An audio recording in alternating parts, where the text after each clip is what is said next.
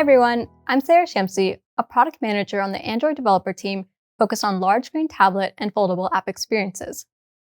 And I'm Jacobson, a product manager on the Android developer team focused on the large screen and foldable developer experience. Today, we're excited to provide a practical overview of how you can improve your Android apps for large screens. And when we talk about large screens, we mean tablets, foldables, Chromebooks, and other desktops running Android. Before we get into the developer guide, first, let's talk about why you should spend the effort to improve your app on these devices.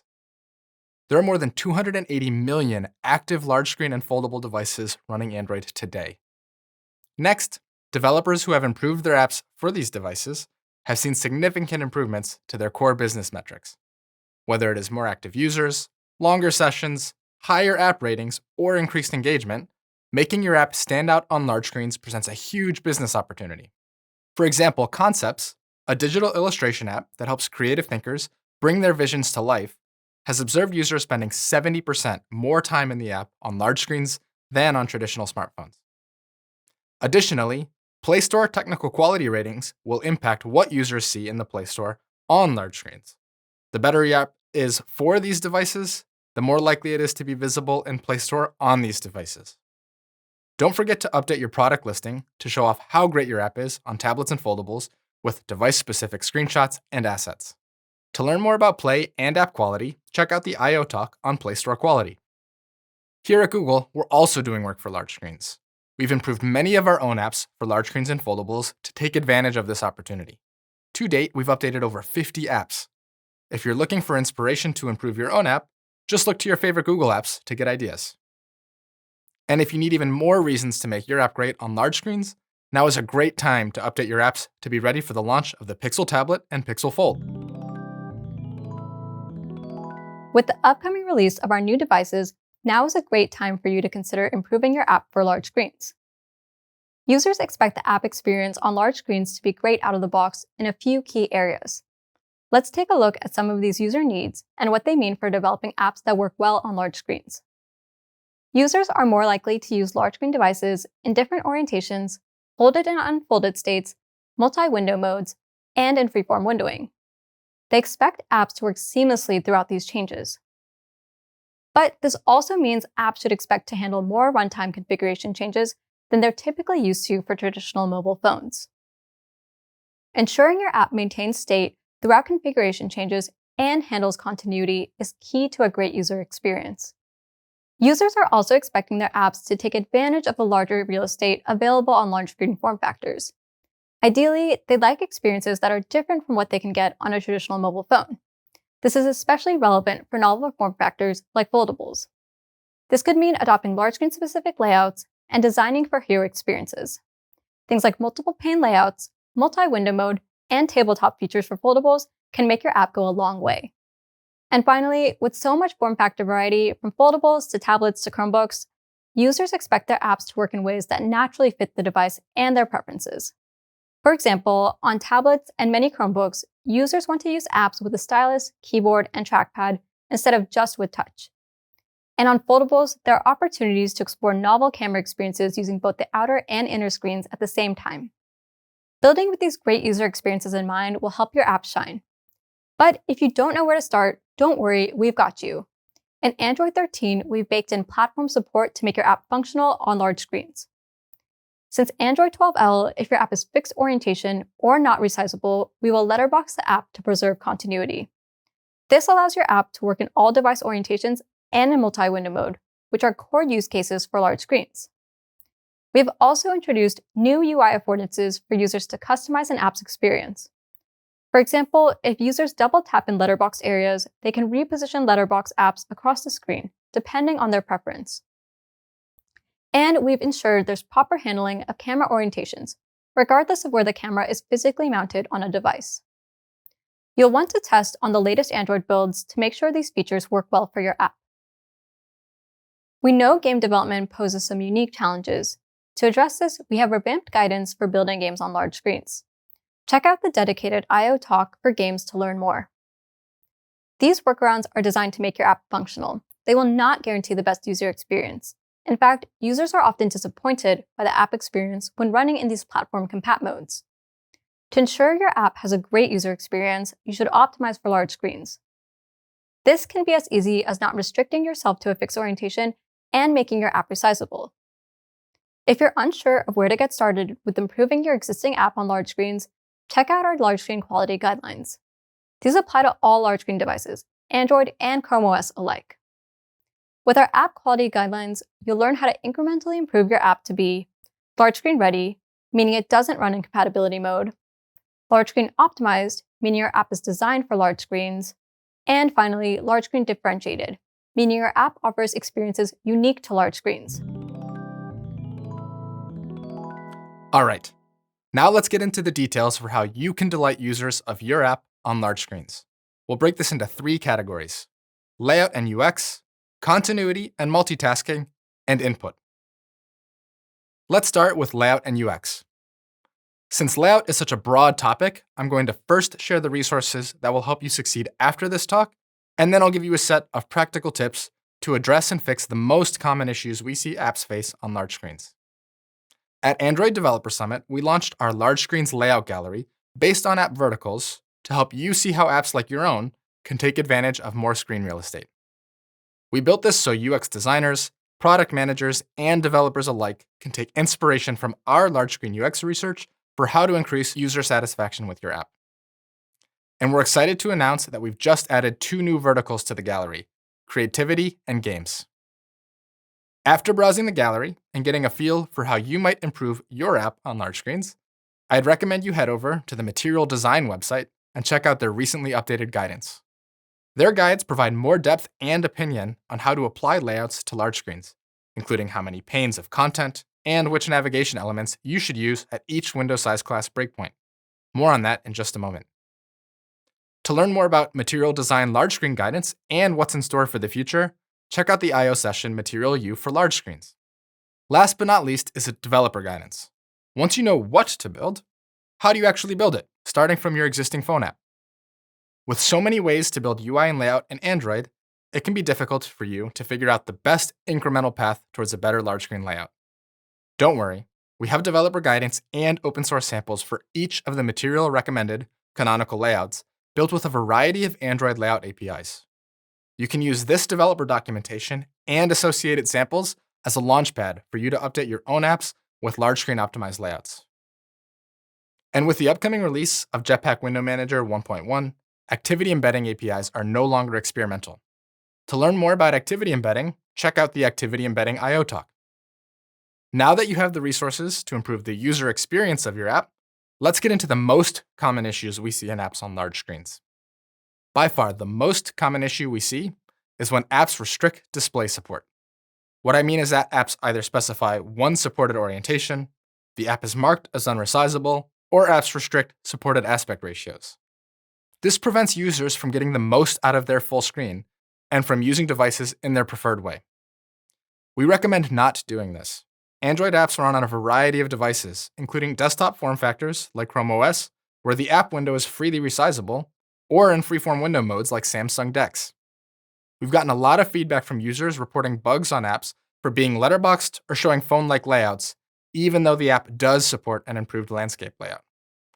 What's even more confusing to users is that the layout behavior can appear random, depending on how the user opens your app. Let me explain.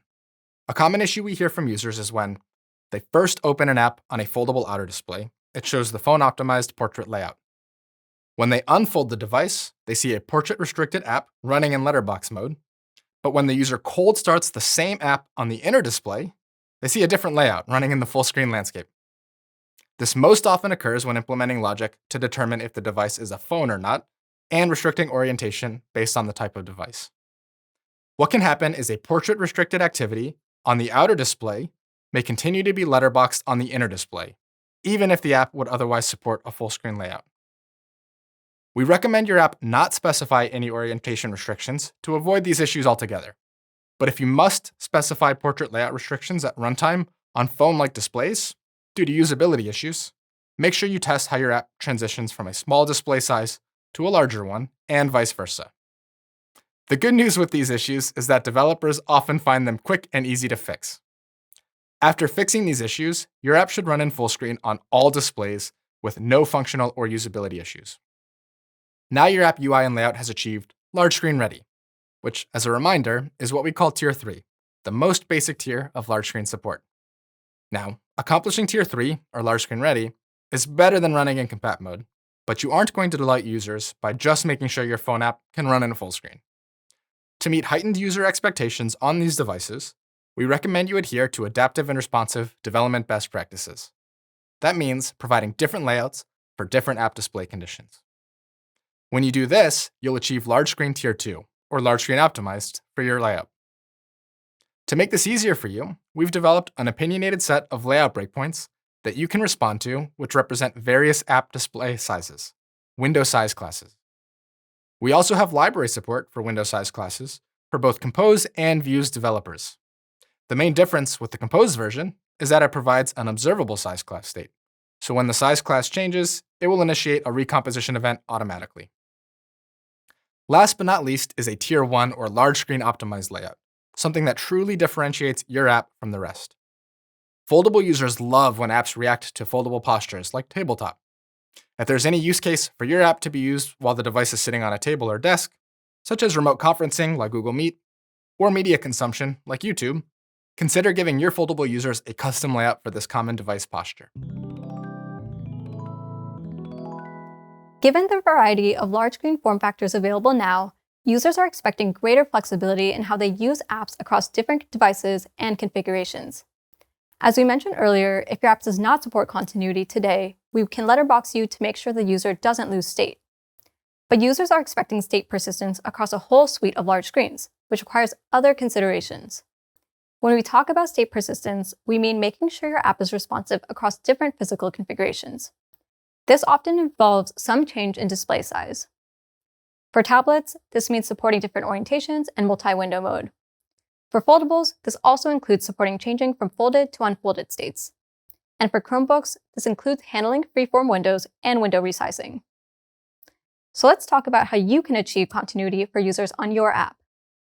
As an example, one thing that's frustrating to users is when they're browsing content, rotate their device, or perform another configuration change, and end up losing all progress because the app doesn't support the configuration change. If you want your app to be large screen ready, the user journey cannot be broken as your app goes through configuration changes. This includes confirming that the state of scrollable content, playback content, and text fields is not lost. To preserve continuity, your app should be able to support different screen sizes. Oftentimes, this can be as easy as relaxing fixed orientation or resizability restrictions you may have set in the manifest or at runtime. It's important to note continuity applies even if your app is not just the primary app in focus. The app should not lose state even if it is in the background or in split screen. Continuity is especially important for activities that require the camera. Many apps cache values of what they expect the device and camera sensor orientations to be when the app connects to the camera. Traditionally, this has not been a problem for mobile phones that have only a portrait natural orientation, don't allow all apps in multi-window mode, and don't enable letterbox mode. But with new form factors like foldables, users will have the option to use multiple cameras across the outer and inner screens, and in multi-window mode. These camera sensors can each have different orientations. It is no longer the case that they are portrait or aligned to the natural orientation of the device. Starting an activity with a camera orientation the app does not expect, switching between different cameras, using camera in multi-window mode, and device rotations can now break continuity and distort camera previews unexpectedly. To learn more about camera considerations, check out the dedicated I/O talk on building camera experiences and visit our current best practices guidance listed here. Although foldables are unlocking brand new ways for users to interact with your app, modern Android development still provides our recommended tools and architecture to correctly handle configuration changes and provide the foundation for an excellent large screen app. View models survive configuration changes, and using the navigation component will ensure users won't lose their place in the app. Once the core user experience is not interrupted by configuration changes, your app is in a great place to start taking advantage of the extra screen real estate and add multitasking features, which is a good way to achieve large screen optimized. Users on foldables and tablets may want to share content between apps and split screen. Enabling drag and drop will help make your app large screen optimized, as it will require your app to work in multi-window mode and respond to data being moved across app boundaries. Check out more on how to enable drag and drop in multi-window mode here. Finally, to make your app large screen differentiated, consider implementing multitasking hero features. For example, allowing users to launch multi-instance apps with flag activity launch adjacent creates a delightful multi-window mode experience. Many users depend on large screens for productivity. While almost all mobile apps are developed with touch support in mind, large screens pose more opportunities for input support. Given the rise of productivity tablets and many Chromebooks, users are expecting devices to be compatible with different input sources, like keyboard, mouse, trackpad, and stylus. Input support is also key to building apps that are accessible and inclusive for all users, including those who have difficulty interacting with touchscreens. To best understand how your app works with input, you should test it with a stylus, keyboard, mouse, or other peripherals needed for a good user experience. Let's discuss how to prepare your app to support input on large screens. Most apps are built to handle touch response. To make your app large screen ready, you should make sure your app can be used without touch. This means when the device is connected to input sources, the app should not crash and should be navigable. You'll also want to check that all necessary elements are focusable. If you use material components in your app, it should address most or all of your app support for all types of input. You can check these out at the link here. But it's still important to test your app with a keyboard, trackpad, mouse, and stylus. Users expect seamless transitions between virtual and physical keyboards, depending on which they choose to use. Make sure to check that attaching a keyboard does not break your virtual keyboard app layouts. Users also want to interact intuitively with on-screen content. So when connected to a mouse, trackpad, or stylus, you should confirm you can click, select, and scroll through content as a user would expect. To make your app large screen optimized, users should also have more fine-tuned control over how they navigate on-screen elements. Common keyboard shortcuts like cut, copy, and paste should work. And when connected to mouse or trackpad, interactive elements and gestures such as secondary tap to open menus, scrolling to zoom, and mouse hover states will offer a more delightful experience. And finally, to make your app large screen differentiated, users expect your app to reach parity with a desktop or web experience. Check out our developer guidance for more details on how to add input support to your app. Stylus is a unique peripheral for productivity tablets that requires a few additional nuances to incorporate. As mentioned before, users should be able to navigate an app with the stylus similar to how they would use touch. But users will likely also want to draw and write with the stylus. For the best stylus experience, it's important to handle motion events for position, orientation, tilt, and pressure. You'll also want to handle palm rejection and action cancel correctly. Stylus is also a great way to offer delightful user experiences for drawing and writing. In fact, incorporating different stylus pressure and tilt support can help your app become large screen differentiated. For more on customizing stylus experiences, check out our low latency libraries and guidance provided here. To help you throughout your development journey, we're adding new features to make it easier to build for large screens and foldables with each new release of Android Studio. For consistency across design, development, and testing, we've introduced the concept of reference devices, form factor representative device configurations across phones, foldables, tablets, and desktops. The same reference devices will guide you in the layout editor for views development, as named composed preview configurations, which, combined with multi-preview annotations, lets you create a preview for all devices with a single attribute. The same reference devices will also be available for debugging in the resizable and desktop emulators. The resizable emulator lets you toggle between the phone, foldable, and tablet reference devices, designed to represent popular or rapidly growing devices. And the desktop emulator lets you resize your application window freely. You'll also be able to use reference virtual device profiles hosted in Firebase Test Lab for UI testing with Gradle managed devices, and in visual linting to warn you of UI issues that may affect specific form factors.